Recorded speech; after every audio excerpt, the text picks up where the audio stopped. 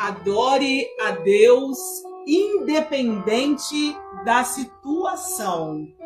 Eu não sei qual é a sua realidade neste momento, mas eu venho te alegrar através desse vídeo, dizendo que Deus pode mudar. Jó decidiu adorar. Jó foi tentado pelo diabo. Jó teve a sua carne enferma, mas ele decidiu adorar.